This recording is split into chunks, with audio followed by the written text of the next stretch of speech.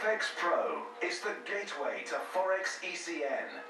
With interbank liquidity in an institutional level trading environment. Experience FX Pro C-Trader with level 2 pricing, one-click order execution, advanced charting tools, and C-Algo, where robots are traders. FX Pro, trade Forex like a pro.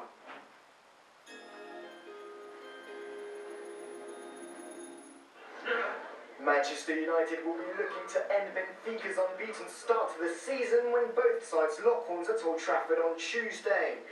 England international Wayne Rooney should play despite missing training on Monday morning with a knock. Johnny Evans should also be available despite a tight hamstring, although fellow defender Chris Smalling has definitely been ruled out due to a foot injury. It's a game which we recognise as a real European game in the history of Benfica and ourselves, and the number of great games they had in the past, of course, always sticks in your memory bank. Like United, Benfica have won 2 and drawn 2 of their 4 Group C games so far.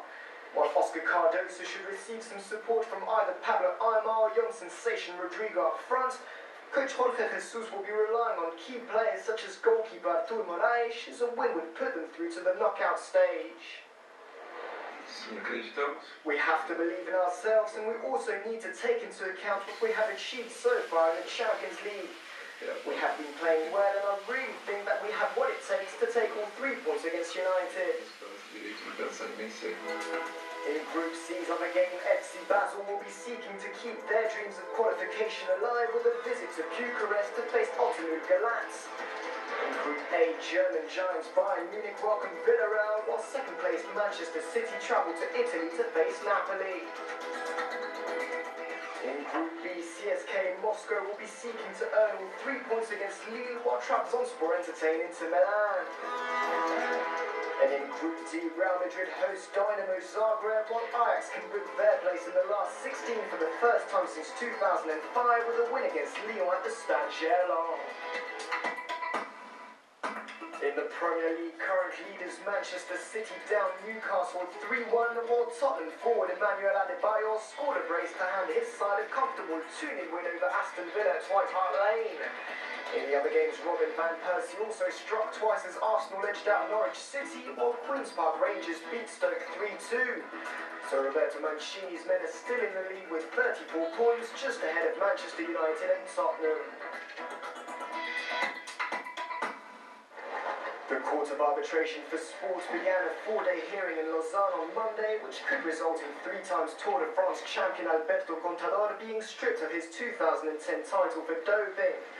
The 28-year-old tested positive for clenbuterol last year and was initially cleared of any wrongdoing by the Spanish Cycling Federation after he claimed he had eaten contaminated meat.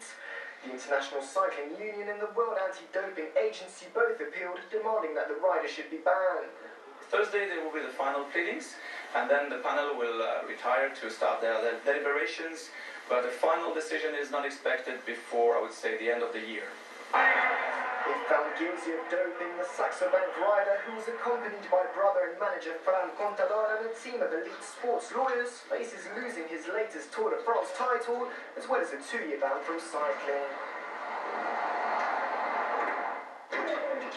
Spain's David Ferrer pulled off the first upset of the ATP World Tour Finals by beating Andy Murray in straight sets in London on Monday. Ferrer, ranked 5th in the world, had lost his last 4 meetings with the Scot, but produced a stunning display to secure the win and set the pace in Group A.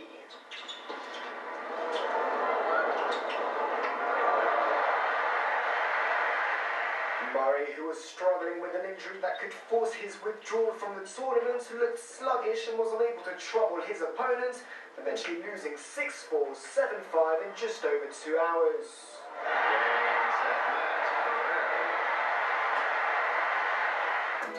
And in Group A's other game, world number 1 Novak Djokovic opened his ATP World Tour Finals campaign with a hard-fought win over Thomas Berdych. The 24-year-old conceded the first set before stepping it up a gear in the second and the third, eventually winning through 3-6, 6-3,